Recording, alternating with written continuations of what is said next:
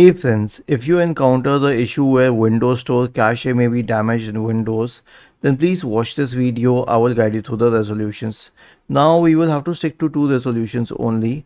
The first one is to reset the cache, delete the cache and rebuild it, and the second one is to reinstall Microsoft Store. There's nothing else that we can do in this case. And actually reinstalling helped a lot of users, but I always say that WS reset should be performed first. So press the Windows key and the R button together to open the run window. Type the command WS reset and hit enter. After this, we have a PowerShell command for you. It's in the description section of the video. Simply copy it, search for PowerShell, click on run as administrator and paste the command here and then hit enter. And this will reinstall the Windows Store app package. Was this helpful?